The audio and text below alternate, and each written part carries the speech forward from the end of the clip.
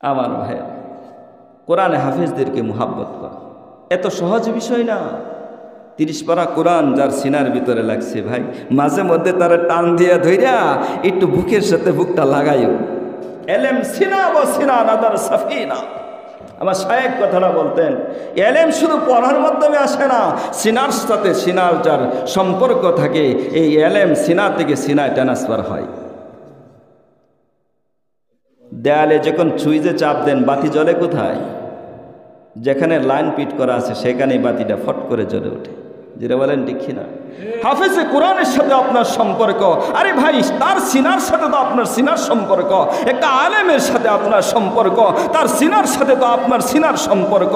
আল্লাহর কসম করে বলি, যদি মুহাব্বতটা হাফেজে কোরআনকে ভালোবাসাটা দিল থেকে হয়, আলেমের দিনকে মুহাব্বতটা দিল থেকে হয়, আল্লাহর কসম সেই হাফেজে কোরআন সেই আলেমের দিন তোমাকে রেখে জান্নাতে যাবে না, তোমাকে নিয়েই জান্নাতে যাবে। স্পষ্ট হাদিস শুনবা, স্পষ্ট হাদিস। একটা হাফেজে কোরআনকে হাসরের ময়দানে 10টা টিকিট দেওয়া হবে। কয়টা টিকিট? 10টা। যে তোমার আহলে আওলাদদের থেকে যারা জাহান্নামী তাদেরকে জান্নাতে নিয়ে যাবে। অন্য এক রিওয়ায়াতের মধ্যে আসছে, একজন হাফেজে কোরআনকে আল্লাহ ডাকবেন, ডাইখা বলবেন, ওই বেটা যাও। একজন হাফেজে কোরআন সে জান্নাতি, আল্লাহ বলবেন যাও তুমি জান্নাতি। হাফেজে কোরআন জান্নাতের কথা শোনার সাথে সাথে একটা দৌড় মারব। দৌড়টা কতটুক? অল্প জায়গা দৌড় দিয়ে যায়া হার্ট ব্রেক করবে। হার্ট ব্রেক আপনারা বোঝেন? এমন ব্রেক করছে পিছনে চাক্কা সব উল্টি দিছে। ছাগল রে আপনি সামনে যে যদি টান দেন হেসুর পেরা যায়, হাইটা যায় না, এটাকে হার্ট ব্রেক। হাফেজে কোরআন হার্ট ব্রেক করবে। কি রে?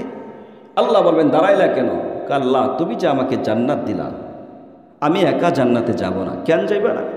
আমার আব্বা আম্মা কই? আব্বা আম্মারে তুই আমি জান্নাতে যাবো। আরে হেরা তো দুনিয়াতে বহুত কষ্ট করছিল, আমার জন্য পেরেশান হয়ে যাইতো আমাকে হাফেজ বানানোর জন্য। আজকে আমার আব্বা আম্মারে না দিলে আমি জান্নাতে যাইতাম না, বাইনা করবে।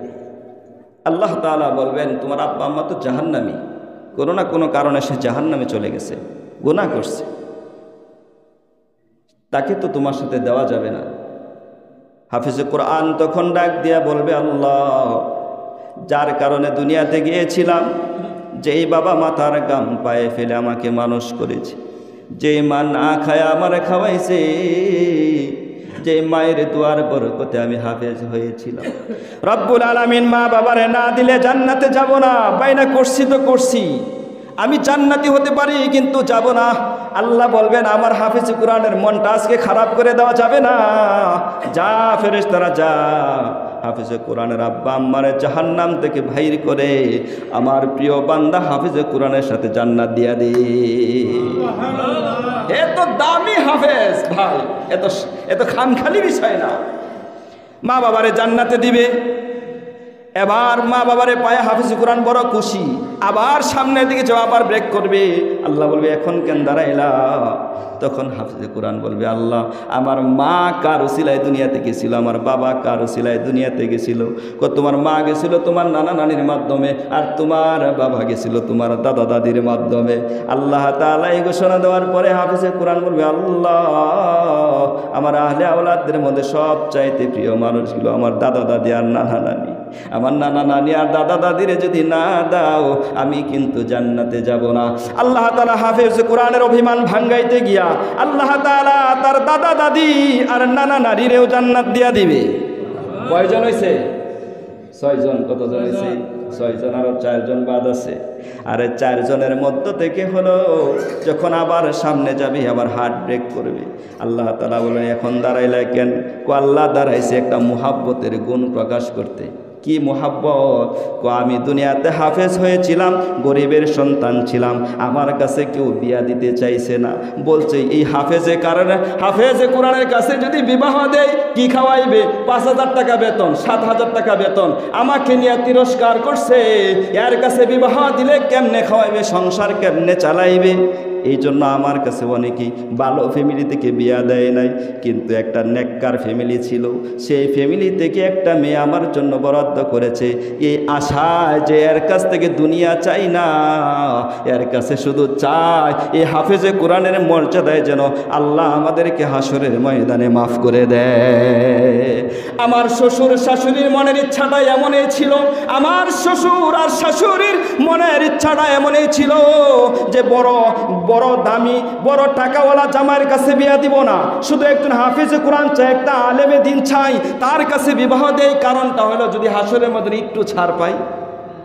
এই আশা আকাঙ্ক্ষা আমার কাছে বিয়াটা দিছিল রব্বুল আলামিন। আজকে হাসরের ময়দানে আমার শ্বশুর শাশুড়ি কোথায়? আল্লাহ কবে তো জাহান্নামী, নানান অপকর্ম করছে দুনিয়াতে। আল্লাহ কয় আমার উসিলা মাফ করা যায় না? ওই হাফেজে কোরআন আমার উসিলা মাফ করা যায় না? হ্যাঁ, তোমার অভিমান ভাঙ্গাইতে গিয়ে তোমার শ্বশুর শাশুড়ি মাফ করে তোমার সাথে দিয়ে দিলাম। সর্বশেষ 8 জন হয়ে গেছে, আর 2 জন 10 জন। সর্বশেষ বলা হবে, আবার সামনে যায় ব্রেক করবে, কিরে দাঁড়াইলা কেন? ও আল্লাহ, এখন আর যাইতামই না যদি এই 2 জনটা না দাও। কোন 2 জন? সেই 2 জন হলো যার বাড়িতে থাইকা খাইতাম, খায়া লজিন মাস্টার আর লজিন মাস্টার নি, জাগির মাস্টার আর জাগির মাস্টার নি, ওরা আমার বড়ই মহব্বত করতো, আদর করতো, ভালোবাসা দিত, আমাকে তাদের সাথে বসাইয়া খাওয়াইতো, খুব আজমত মহব্বতের সাথে খাওয়াইতো। তার বাড়িতে খায়া যে আমি পড়াশোনা করে হাফেজ হয়েছি, আজকে তো তারে ছাড়া আমি জান্নাতে যাইতাম। আল্লাহ বলেন, যা আমার হাফেজে কোরআন তোমার সম্মান ইজ্জত রক্ষা করতে গিয়া আজকে আমি তোমার ওই লজিন মাস্টার নিকে মাফ করে তোমার সাথে জান্নাত দিয়ে দিই। কত দামি কোরআনের সাথে সম্পর্ক গড়াইছে। কিসের সাথে সম্পর্ক গড়াইছে? আপনিও মানুষ, আমিও তো মানুষ, এই হাফেজও তো মানুষ। আপনার ভিতরে 30 পারা কোরআন নাই, আপনার কাছে একটা বিশেষ গুণ নাই, কিন্তু তার ভিতরে 30 পারা কোরআন মুখস্থ করার কারণে তার ভিতরে একটা বিশেষ গুণ, লৌহে মাহফুজটা তার সিনার ভিতরে আল্লাহ ঢুকাইয়া দিছে। এটা কি কোনো ছোট গুণ নাকি রে ভাই? ছোট গুণ।